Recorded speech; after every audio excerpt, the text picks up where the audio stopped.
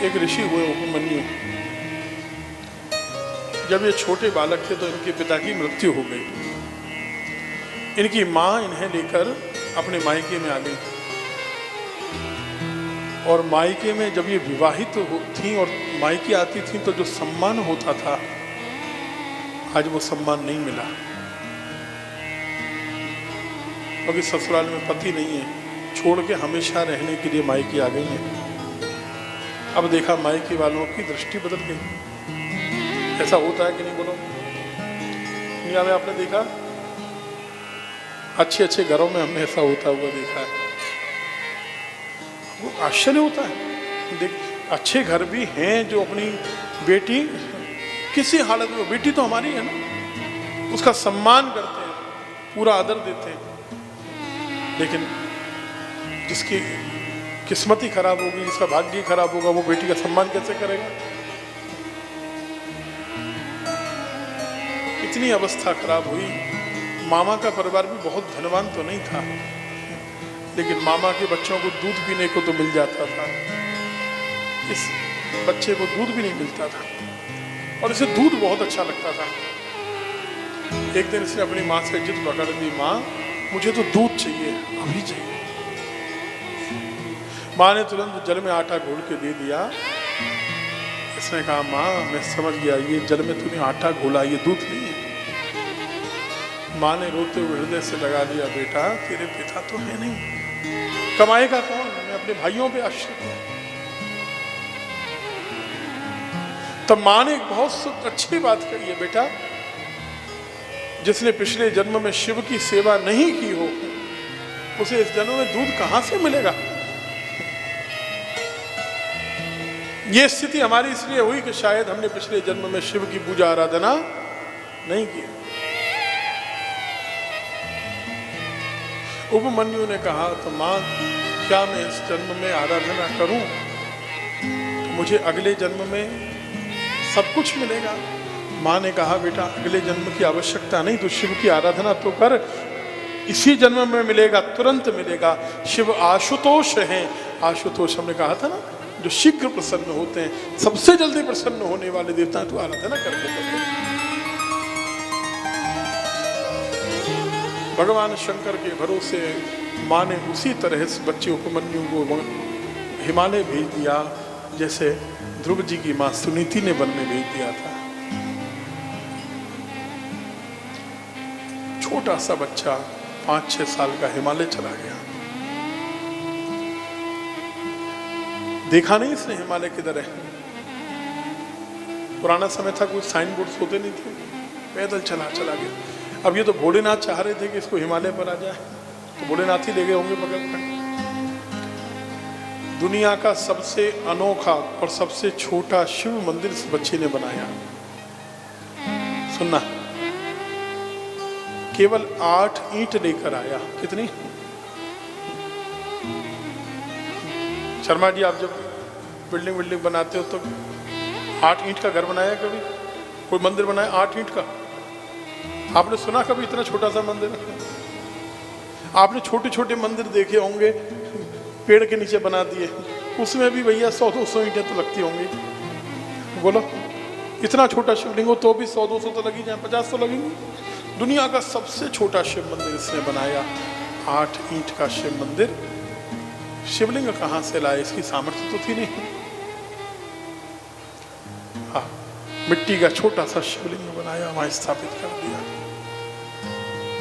और ओम नमः शिवाय, ओम नमः शिवाय, ओम नमः शिवाय कहते हुए पूजा। जल लेकर आता है, चढ़ाता है, बेलपत्र लाता है, समर्पित करता है। ना भोग लगाने को है, न रोली चंदन चावल दूर्वा चढ़ाने को है, न आक है, न दतूरा है, न धूप है, न दीप है, न नैवेद्य है, न आरती है।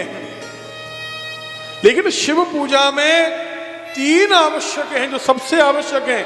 कुछ हो या नहीं हो, 3 जरूर होने चाहिए। एक तो जल, दूसरा बेलपत्र और तीसरा ओम नमः शिवाय। और कुछ जरूरी नहीं है। जरूर नहीं कि आप पूरी टोकरी लेके जाओ। जल, बेलपत्र, एक बार बोल लो तो मुख से क्या जाएगा भाई, आप बोलोगे तो अच्छा ही लगेगा। तो बोल लो क्या। हाँ, राधे राधे। बच्चे ने आराधना प्रारंभ कर दी है। उस जगह, उस जंगल में हिमालय पर कुछ ब्रह्म राक्षस थे। ब्रह्म राक्षस खाने के लिए दौड़े। मरीचि मुनि ने श्राप दे दिया था। जैसे खाने को आए, इस बालक ने क्या किया, कहीं से भस्म मिल गई थी उस दिन, शिव जी की प्रसादी की थी भस्म, उस भस्म को उठाकर उन ब्रह्म राक्षसों पर छिड़क दिया और उस सबकी मुक्ति हो गई। और वे बड़े बड़े ऋषि मुनि, हजारों हजारों साल की आयु वाले, इसके चरणों में गिर पड़े और कहा, बेटा आज से तुम हमारे गुरुजी हो गए, हम तुम्हारे शिष्य हैं। 5 साल वाले तो गुरुजी हो गए, 5000 साल वाले चेले जी हो गए।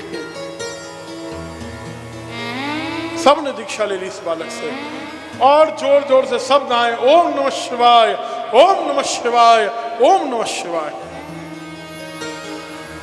भगवान शंकर ने परीक्षा ली है इस बालक की।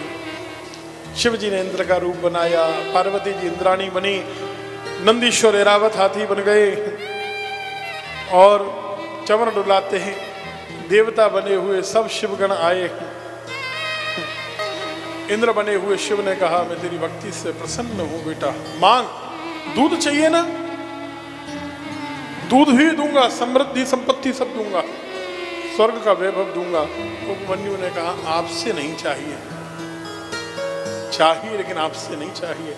जिनकी पूजा करता हूं उन शिव से ही मांगूंगा, मांगूंगा तो अपने इष्ट से ही मांगूंगा। भगवान शंकर तो परीक्षा ले रहे थे, हाथ में वज्र लेकर जो डराया, कसकर उसने शिवलिंग पकड़ लिया,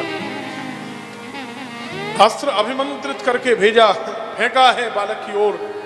उस बालक ने भी भस्म को अभिमंत्रित करके और कुशा जो थी भस्म उसे अभिमंत्रित करके फेंका, वो बन गए अघोरास्त्र।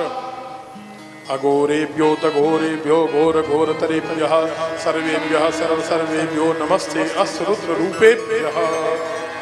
अघोरास्त्र गए। बीच में रास्ते में नंदीश्वर ने पकड़ लिया, तुरंत भगवान शंकर पार्वती प्रकट हुए।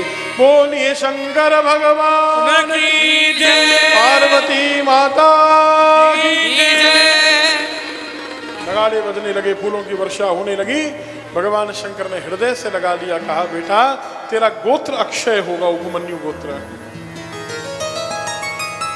जो चाहे वो तुझे मिलेगा। और शिव ने तरह तरह के भोजन के पदार्थ दिए, पकवान दिए, बंधु बांधवों के साथ हमेशा खाना। गणपति पद दे दिया, पार्वती जी की गोद में दे दिया, ऐसे तुम्हारा पुत्र है। अपने गणों का स्वामी बनाकर, गणपति बनाकर अभिषेक किया और आशीर्वाद दिया है।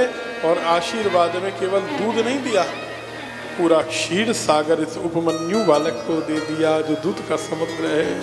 शंकर भगवान की जय, अर्धनारीश्वर महादेव की जय, नमः पार्वती पतये हर हर महादेव।